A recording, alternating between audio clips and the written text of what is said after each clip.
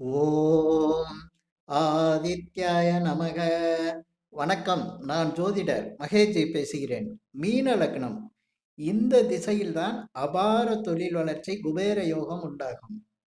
இந்த மீன லக்னத்துக்கு எந்த திசை சரியா இருக்கும், அதாவது வருமானம் அதிகரிக்கும், தொழில் வளர்ச்சி உண்டாகும், வேலையில முன்னேற்றம் உண்டாகும், பதவி எப்ப நல்ல பெரிய பதவி கிடைக்கும் அப்படிங்கிறத இந்த பதிவில் நான் சொல்லியிருக்கேன். ஏன்னா, ஜாதகம் பார்க்க வரவங்க எல்லாருமே எவ்வளவு பிரச்சனைகள், பல பிரச்சனைகள் இருந்தா கூட, எப்ப எங்களுக்கு நல்ல காலம் வரும்?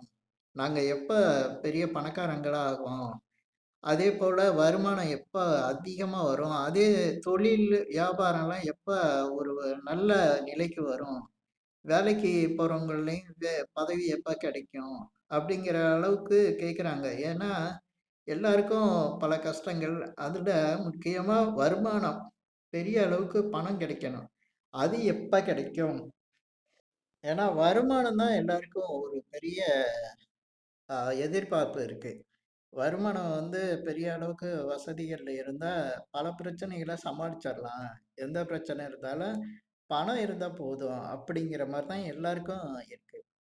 இப்ப இதெல்லாம் ஒருத்தருக்கு நல்ல காலம்லாம் ஜாதகப்படி வரணும்னா, அது எப்ப வரும் அப்டின்னா, திசா புத்திகள் தான். திசா புத்திகள் நல்லா இருக்கும்போது, நிச்சயமா ஒருத்தருடைய வாழ்க்கையில ஒரு பெரிய அளவுக்கு முன்னேற்றம், வாழ்க்கையில திருப்புமுனை ஏற்படுறது, வாழ்க்கை தரம் உயர்றது, வசதி வாய்ப்புகள் கூடுறது, இதெல்லாம் ஒருத்தருக்கு நல்ல திசா புத்திகள் நடக்கும்போது, கண்டிப்பா அவருடைய வாழ்க்கையில நல்ல நிலை இருக்கும். இப்ப இந்த திசா புத்திகள் எல்லாருக்கும் ஒரு வயசுல சின்ன வயசுலயே வந்துருதான்னா, அந்த மாரிலாம் இல்ல. ஏன்னா, ஒரு சிலர் படிச்சுக்கிட்டே இருப்பாங்க. படிச்சு முடிச்ச பிறகு பார்த்தீங்கன்னா, நல்லா வேலை கிடைக்கும். நல்ல சம்பளம் கிடைக்கும். நல்ல சம்பளம் கிடைக்கும்போது, அவங்க இடம் வாங்கி வீடு கட்டுவாங்க. அதேபோல கார் வாங்குவாங்க. பெரிய அளவுக்கு பணப்புழக்கம் அதிகரிச்சுரும். அ கல்யாணம் பண்றது, குடும்ப வாழ்க்கை சிறப்பா இருக்கும். இது எல்லாருக்கும் நடந்துருமா? அப்படின்னு பார்த்தா, ஒரு சிலருக்கு இந்த மாரி இருக்கும், நடக்கும். இன்னும் சிலருக்கு பார்த்தீங்கன்னா, 40 வயசு நடக்கும். 40 வயசு வரையும் அவர் வாடகை வீட்ல இருப்பாங்க. அ சைக்கிள்ல போவாரு. அப்படி ரொம்ப கஷ்டப்பட்டுட்டு இருக்கவருக்கு, 40 வயசுல சின்னதா ஏதாவது தொழில் ஆரம்பிப்பாரு.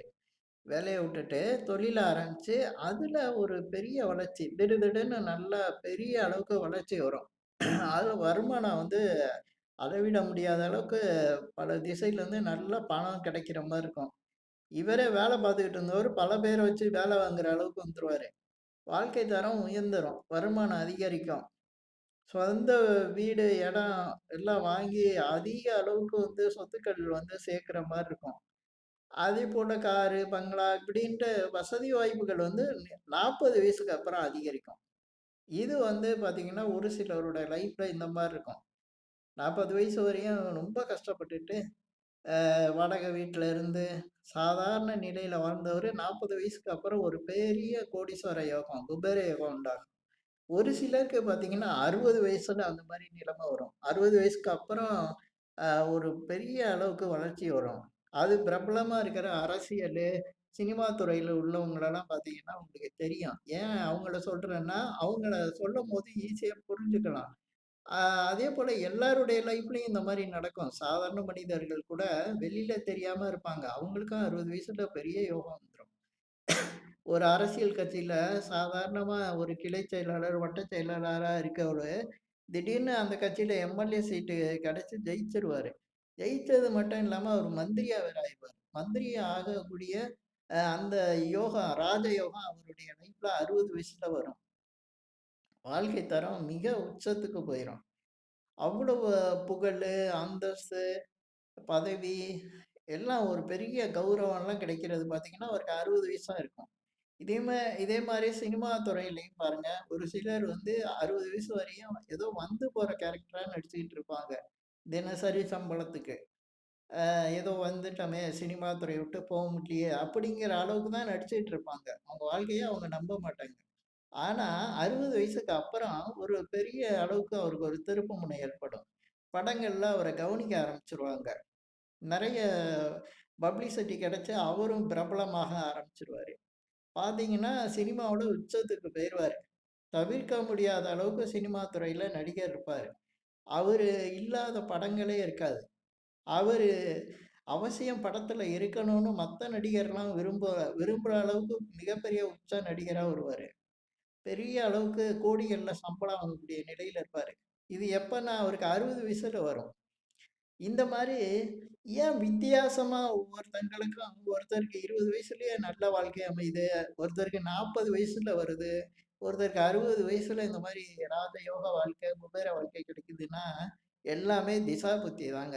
திசா புத்தி இல்லாம ஒருத்தருடைய லைஃப்ல நம்ம நல்ல பெரிய அளவுக்கு எதிர்பார்ப்புகள வச்சிருந்தோம்னா, அது கொஞ்சம் சிரமத்தையும், கஷ்டத்தையும் தான் குடுத்துக்கிட்டு இருக்கும். அதுக்கு தான் ஜாதகம் பார்த்து தெரிஞ்சுக்கிறது. இந்த மாரி நல்ல திசா புத்தி எப்ப வருதோ, அதுவரையும் கொஞ்சம் பொறுமையா இருக்கிறது. சின்ன வயசுலயே சில பேருக்கு வருதுன்னா, அது அவங்களுடைய அந்த ஜாதக அமைப்பு தான் காரணம். அது மாரி ஜாதகத்துல இருக்கக்கூடிய அந்த யோகங்கள் இருக்கும்போது அது கண்டிப்பா கிடைச்சிரும். 90% பேருக்கு பார்த்தீங்கன்னா, நல்ல திசைகள் வந்துருது.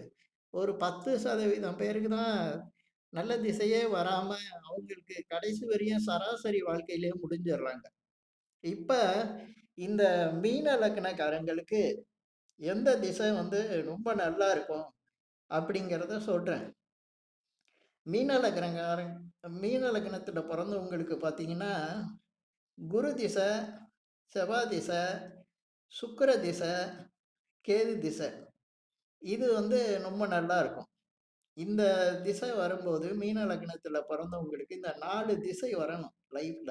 குரு திசை, செவ்வாய் திசை, சுக்கிர திசை, கேது திசை. இந்த திசை வரும்போது லைஃப் ரொம்ப நல்லா இருக்கும். நல்ல ஒரு பெரிய அளவுக்கு முன்னேற்றம், தொழில் வளர்ச்சி அடையும். நல்ல ச அதேபோல வேலை பார்க்குறவங்களுக்கு பதவி உயர்வு, சம்பள உயர்வு, வசதி வாய்ப்புகள் கூடுறதெல்லாம் இந்த குரு திசை, செவ்வாய் திசை, சுக்கிர திசை, கேது திசை நடக்கும்போது தான். இதுல ஆகாத திசைன்னு பார்த்தா, சனி திசை, ராகு திசை, புதன் திசை, சூரிய திசை, சந்திர திசை. இதெல்லாம் வந்ததுன்னா கொஞ்சம் கஷ்டங்கள் கொடுக்கும். இது வந்து பார்க்கும்போது ஒரு 4 திசை நல்லா இருக்கு. ஒரு 5 திசை வரும்போது சரியில்லாத மாரி இருக்கு. இது மீன லக்னத்துல பொறந்தவங்களுக்கு இப்படிதான் இருக்கும். இப்ப இந்த திசையெல்லாம் வரும்போது பார்த்தீங்கன்னா, வாழ்க்கையில எதிர்பார்க்காத அளவுக்கு திடீர் வளர்ச்சி வரும். திருப்பு முனை உண்டாகும். வாழ்க்கை தரம் உயரும். இப்ப நான் சொல்லக்கூடிய அந்த குரு திசை, செவ்வாய் திசை, சுக்கிர திசை, கேது திசைலாம் நடக்கும்போது, அந்த திசாவோட அப்ப குருன்னா, குரு ஆகாத நட்சத்திரத்துல போய் உட்கார்ந்துறக்கூடாது. ஆகாத நட்சத்திரம்னா, ஆகாத கிரகங்கள் இருக்குல்ல, சனி திசை, ராகு திசை, புதன் திசை, சூரிய திசை, சந்திர திசை சொன்னேன்ல. இதுல குரு போய் சனியோட நட்சத்திரத்துல உட்காந்துட்டாருன்னா, பூசம், அனுசம், உத்திரட்டாதியில உட்காந்துட்டாருன்னா சரியா இருக்காது. அதே போல குரு ராகுவோட நட்சத்திரம் திருவாதிரை, சுவாதி, அவிட்டத்துல உட்காந்துட்டாலும் சாரி ராகுவோட நட்சத்திரம் திருவாதிரை, சுவாதி, சதயம் இந்த நட்சத்திரத்துல உட்காந்துட்டாலும் அவ்வளவு நல்லா இருக்காது. அதே மாரி புதனோட நட்சத்திரத்திலயும் உட்காந்துறக்கூடாது. ஆயில்யம், கேட்டை, ரேவதி இதுல போய் குரு உட்காரக்கூடாது. சூரியனோட நட்சத்திரமும் அப்படிதான். கிருத்திகை, உத்திரம், உத்திர இடத்துல போய் உட்காந்துறக்கூடாது. சந்திரனோட நட்சத்திரம்னு சொல்லக்கூடிய அ ரோகிணி, அஸ்தம், திருவோணத்திலயும் உட்காந்துறக்கூடாது. இந்த மாரி நல்லா இருக்கிற கிரகங்கள் போயி, ஆ நல்ல பலன்கள தர முடியாத கிரகங்களோட நட்சத்திர சாரத்துல இருக்கக்கூடாது. அப்ப பலன்கள் கொஞ்சம் குறைவா நடக்க ஆரம்பிச்சுரும். பெரிய அளவுக்கு பலன்கள் தராது. அதே சமயத்துல, அ அந்த குரு போய் சனி வீட்லயோ, அது புதன் வீட்லயோ, சூரியன் வீட்லயோ, சந்திரன் வீட்லயோ இருக்கக்கூடாது. குருன்னு கிடையாது. நல்ல பலன தரக்கூடிய குரு, செவ்வாய், சுக்கிரன், கேது இவங்கெல்லாம் பலன் தர முடியாம இருக்கிற சனி, புதன், சூரியன், சந்திரன் வீட்ல இருந்துறக்கூடாது. அவள பாதி அளவுக்கு தான் நல்ல பலன்கள் நடக்கும்.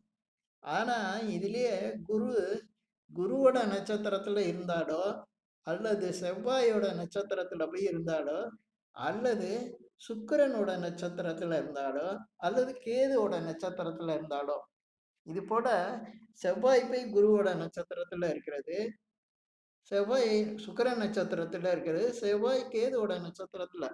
இப்ப இப்ப வந்து நல்லா இருக்கக்கூடிய, நல்ல பலனை தரக்கூடிய கிரகங்கள், அதனுடைய நட்சத்திரங்கள்ல இப்ப இருக்கிறது மிகப்பெரிய அளவுக்கு ஒரு நல்ல மாற்றத்த குடுத்துரும்.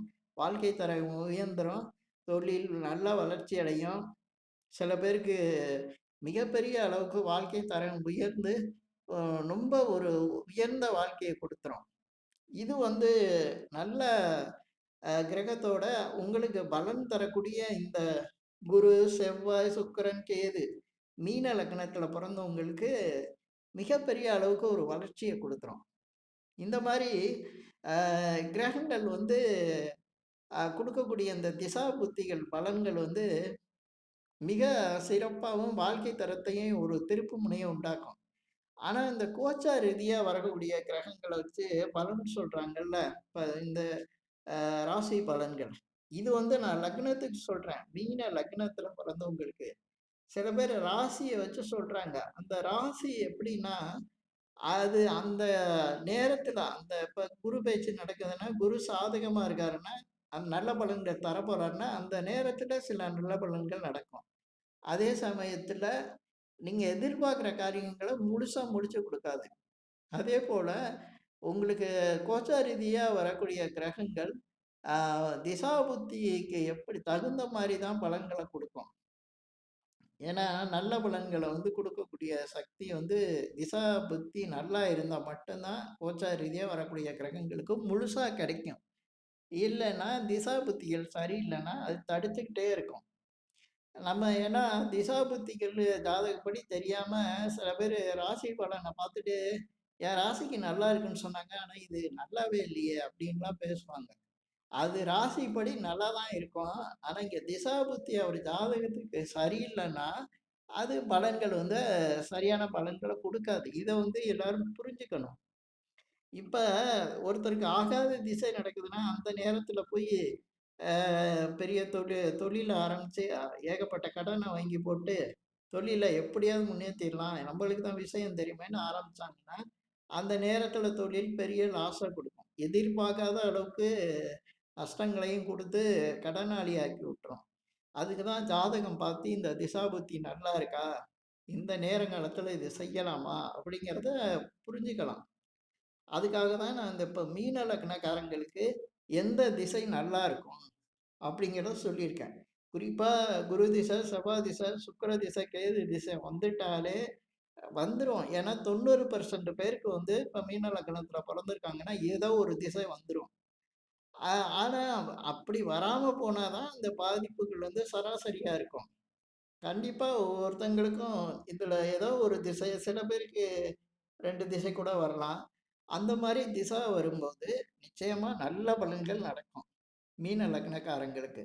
இந்த பதிவுல நான் சொன்ன விஷயங்கள் உங்களுக்கு பிடிச்சிருந்தா, ஷேர் பண்ணுங்க, லைக் பண்ணுங்க. அதேபோல இந்த சேனலுக்கு சப்ஸ்கிரைப் பண்ணுங்க. என்கிட்ட ஜாதகம் பார்க்கணும்னா மட்டும், கீழ இருக்க என் நம்பருக்கு கால் பண்ணுங்க. நன்றி, வணக்கம்.